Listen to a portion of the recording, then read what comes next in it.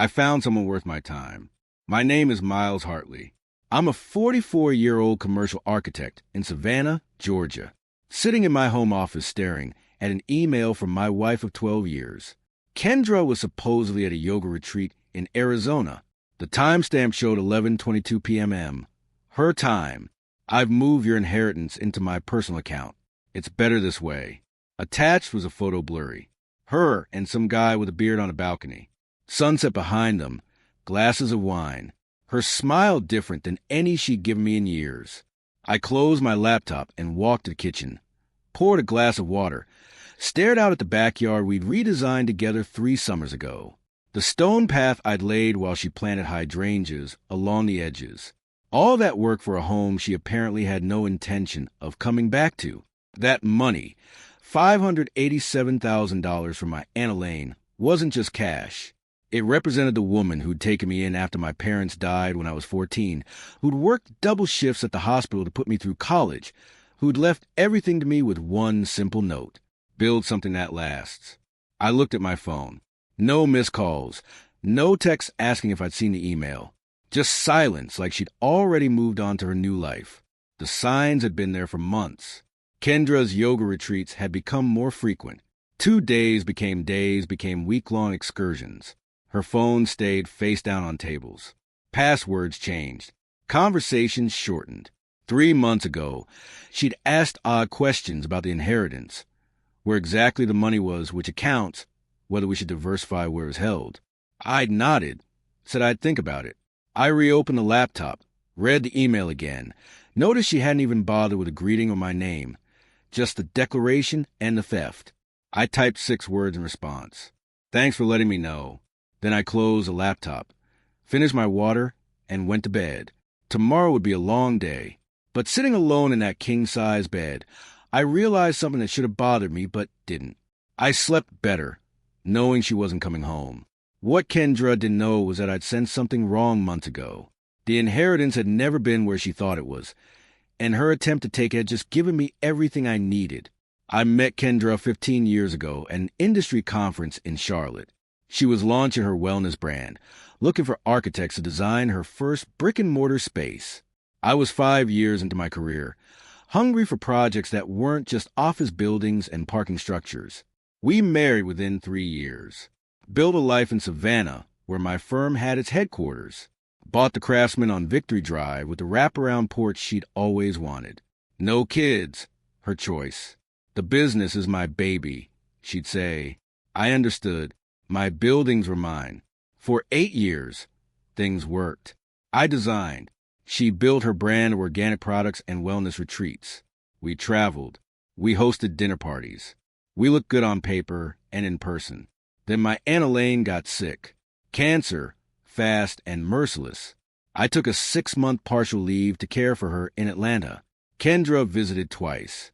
Hospitals depressed me, she explained. I didn't push it. When Elaine died, she left everything to me. The money surprised me. I'd had no idea she'd invested so carefully over the years. Kendra seemed surprised, too, suddenly interested in our financial planning in ways she'd never been. We should put it toward expanding the business, she suggested one night over dinner. Her business? She meant, I need to think about what Elaine would want, I said. That was the first crack. Small but visible. Others followed. Kendra started traveling more for research and supplier meetings. Her calls became shorter, often with voices in the background that went quiet when I asked who she was with. Our neighbor Frank stopped by one afternoon while Kendra was at a team retreat in Sedona. Saw someone dropping her off last week. He mentioned casually, late wasn't it? Thought you were out of town. I had been. 3-day conference in Boston. I thanked him for the homemade bread his wife had sent over. Didn't ask questions, just filed it away.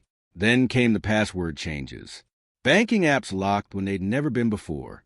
Conversations about finances that ended abruptly when I asked specific questions. One night, I found her on the phone in the backyard, voice low, laughing in ways she didn't laugh at me anymore. Just Patricia from the studio, she said, coming inside. Patricia, who'd left the business 8 months earlier, I nodded, didn't correct her, just watched as she poured herself more wine and changed the subject. The foundation was cracking beneath us, and only one of us was being honest about it. 2 weeks before Kendra left for what would be her final retreat, my firm's financial advisor called. "Someone's been trying to access information about your trust accounts," Jerry said, "using your personal information, but not passing the security protocols." "Which accounts?" I asked, though I already knew. "The inheritance funds. They tried using the last four of your social, but couldn't answer the security questions." I thanked him, hung up, and sat at my desk for a long time. That night, Kendra asked if we could simplify our accounts. "It's silly to have so many separate login and passwords," she said, not meeting my eyes. "We should consolidate everything." "You're probably right," I said. "I'll talk to Jerry about it." The next day, I drove to Atlanta, met with Rita Wallace, my aunt's attorney for 20 years and now mine. Explained my concerns without emotion or accusation, just facts. "Your aunt was wise to suggest the irrevocable trust structure," Rita said after I finished. "The money is protected regardless of what happens in your marriage. And if someone tried to move those funds without authorization," Rita's expression hardened, "that would be attempted financial fraud with clear legal consequences." I nodded. "Let's document everything, and I want to set up a monitoring system that alerts us to any attempts to access, move, or change anything related to the trust." When I got home, Kendra had packed for her retreat.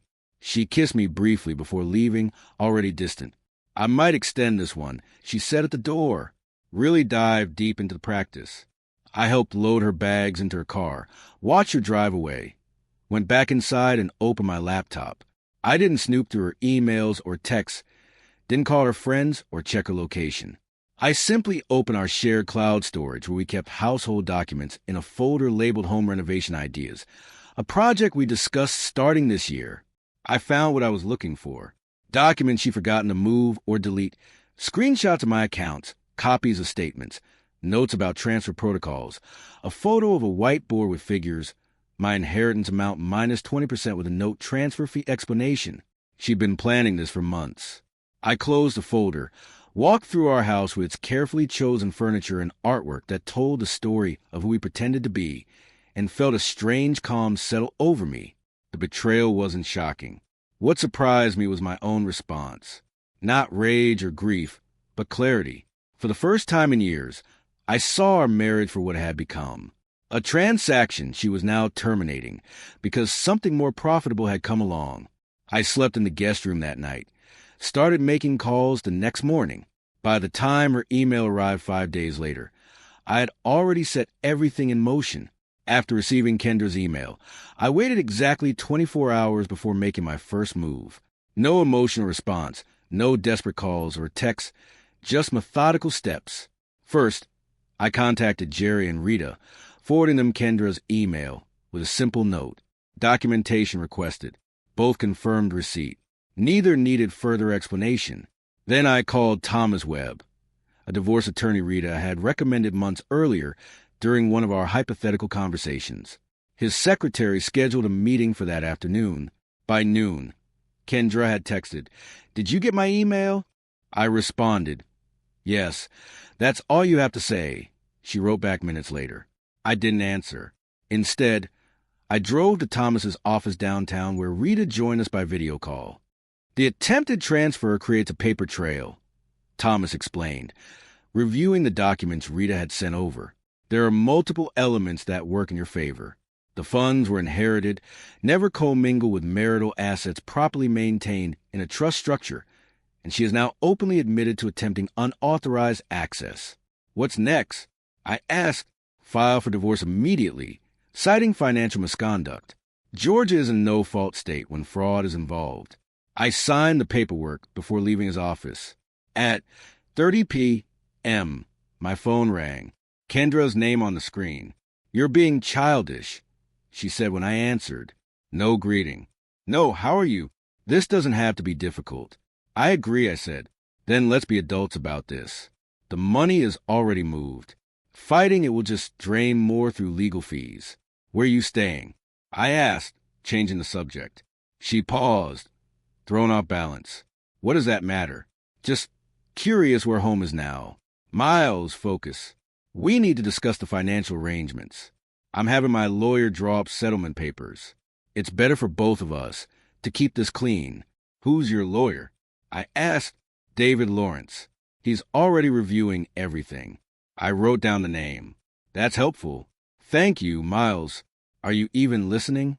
This doesn't have to be difficult. You said that already. I kept my voice neutral. I appreciate your concern for making this easy. Another pause. What are you doing? Nothing yet. Getting used to the idea, I guess. I could hear her relax on the other end, misreading my calm as resignation. It's for the best, she said, softening her tone. We've been moving in different directions for years. This is cleaner than dragging it out. You're right, I agreed. Cleaner is better. After we hung up, I called Thomas back and gave him David Lawrence's information. Then I sent a single text to Kendra, taking some time to process. We'll reach out when I'm ready to discuss details. Her response came immediately. Don't wait too long. Papers will be ready by Friday. Friday, 3 days away. Perfect timing. At 6 p.m., Rita called. The trust company has recorded 3 separate attempts to initiate transfers from the trust accounts today, all properly documented and blocked, and the monitoring system captured everything. IP addresses, login attempts, timestamps. The access location matches where the email originated from. Arizona. Scottsdale, not Sedona. Rita paused. There's more. The system flagged suspicious activity from last month.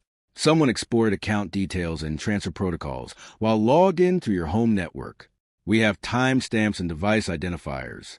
I thanked her and hung up, walked through the empty house that now felt more like evidence than a home. In the kitchen, I opened the bottle of 20-year-old scotch we'd been saving for our 15th anniversary, poured 2 fingers into a glass. Kendra thought she'd set the trap. She had no idea she'd walked right into one herself. The next morning, David Lawrence called. His tone was professionally cautious. Mr. Hartley, I'm representing your wife in your separation. She's indicated you're amenable to a straightforward settlement. Is that what she said? A slight hesitation. She mentioned you understood the situation. Which situation would that be specifically? Another pause. The division of assets, including recent inheritance funds. Has she shown you documentation of these funds? She provided statements, he said carefully. Recent ones from approximately 3 months ago.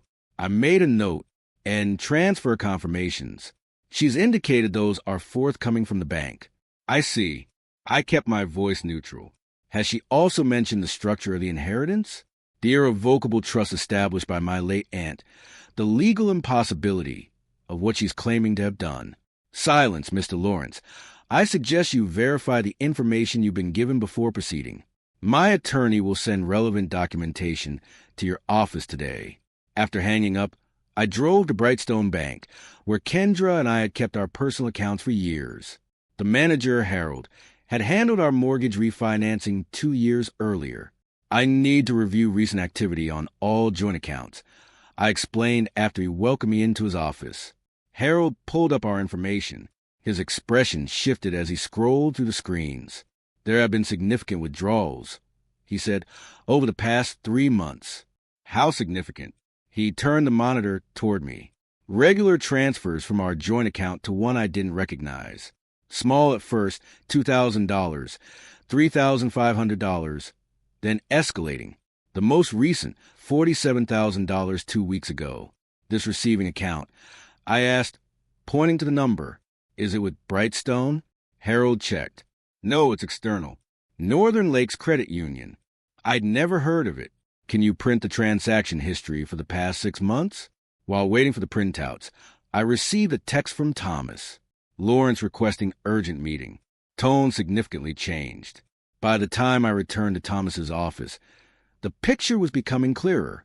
The Northern Lakes account had been opened 8 months ago in Kendra's name only. The address listed was an apartment in Scottsdale, Arizona. Total withdrawals from our joint accounts, $178,000 by $250.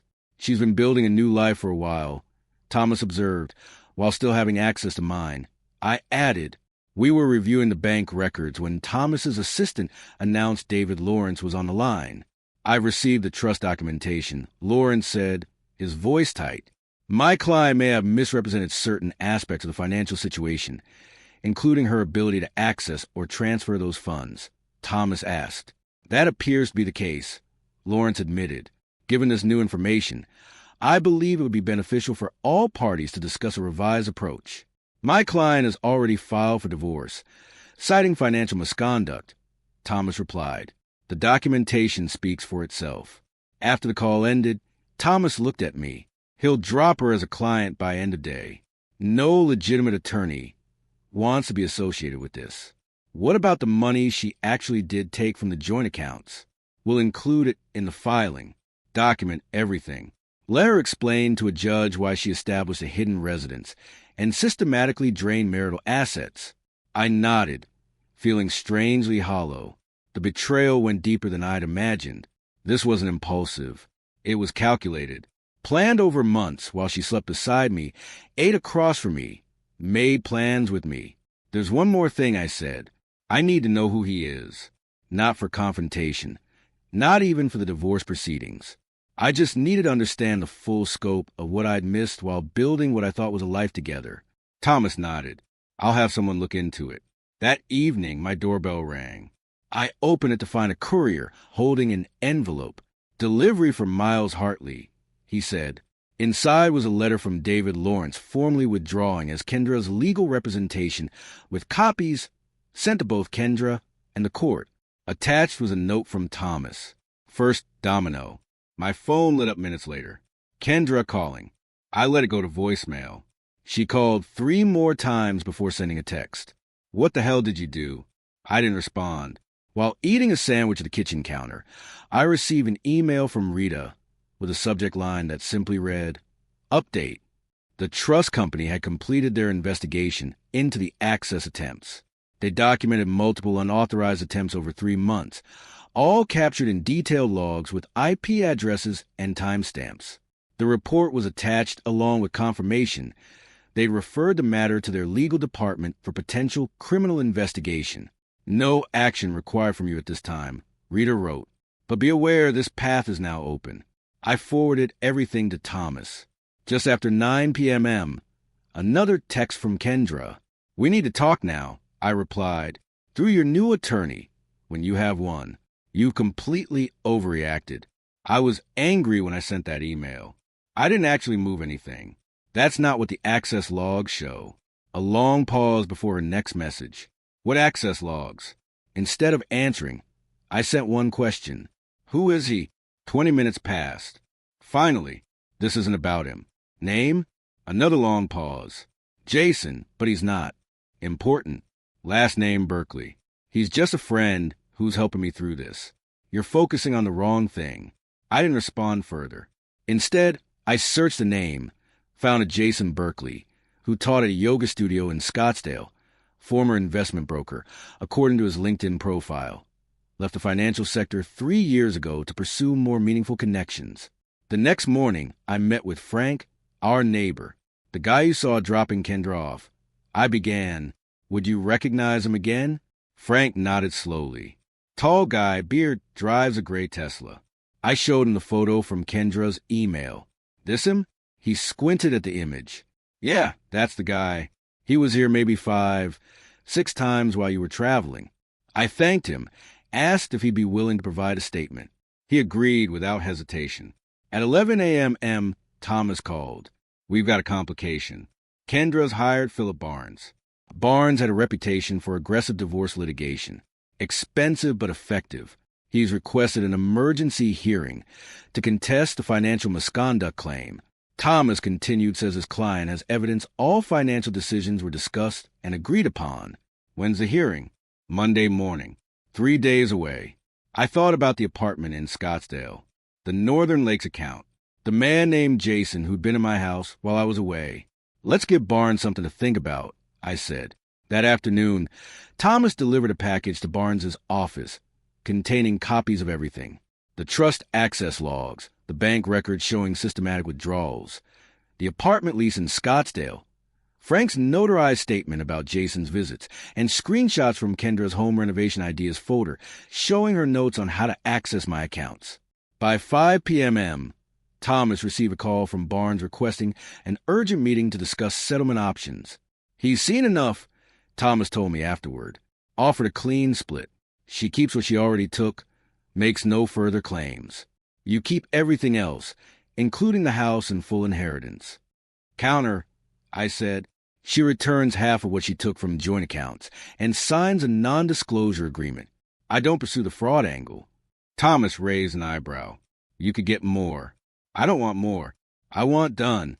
The morning of what would have been our emergency hearing, Kendra and her attorney arrived at courthouse to find Thomas waiting with a settlement agreement already prepared. No Barnes, no judge, no public spectacle. I waited in the consultation room while Thomas explained the terms. Kendra would transfer $89,275, half the money taken from joint accounts, back within 24 hours. She would make no claims against the inheritance or any other assets. She would sign a non-disclosure agreement preventing her from discussing our marriage or divorce with anyone. In exchange, I would not pursue any fraud charges related to the attempted theft of trust funds. Through the glass walls, I saw her face as Thomas handed over the evidence file, photographs, statements, account logs. Her expression shifted from defiance to shock to something like defeat. She glanced toward the room where I sat, then quickly looked away. Barnes reviewed everything, leaning close to whisper in her ear. She nodded slowly.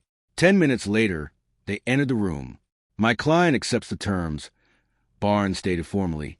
Thomas slid the agreement across the table. Kendra signed without reading it, her handwriting shaky but determined. I signed my portion, then slid a separate envelope across to her. What's this? She asked, the first word she'd spoken. The passwords, I said, to the cloud storage house alarm. Everything else you might need to get whatever you left behind. Her eyes finally met mine, searching for anger or triumph. Finding neither, she looked more lost than I'd ever seen her. It was never about the money, I said quietly. That would have been simpler.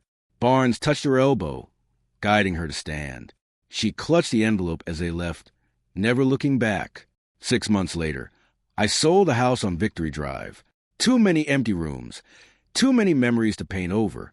The new owners, a young family with twins, loved a wraparound porch and hydrangeas along the stone path. I moved to a loft downtown, walking distance to my firm's office, bought less furniture, kept fewer things. Rita helped me restructure my aunt's inheritance into a foundation, supporting architectural scholarships for kids who'd lost parents. Its first recipient was a 17-year-old girl from South Georgia whose essay about designing spaces that resonated with the selection committee. Elaine would have loved her, Rita said when we awarded the scholarship. I thought about my aunt often, her practical wisdom, her insistence that creating something worthwhile required equal parts vision and vigilance. One afternoon, collecting mail in the lobby of my building, I found an envelope with no return address. Inside was a check for exactly $8, $92.75, and a brief note, the rest of what I owed. Not just the money, no signature, none needed. That evening, I walked down the riverfront where Kendra and I had once talked about opening a joint venture, a wellness space I would design. She would operate, a dream that had died long before our marriage had. I sat on a bench watching cargo ships pass, the check still in my pocket. Tomorrow I would deposit it into the foundation account. Another scholarship, another chance to build something that might last. My phone buzzed with a text from Jerry. Dinner still on for 7. Bringing that architect I mentioned. I glanced at my watch. Just enough time to walk home, change, and head to the restaurant. Just enough time to decide to say yes to whatever came next. On my way, I texted back and stood to face the evening. Sometimes the strongest response to betrayal isn't revenge. It's rebuilding.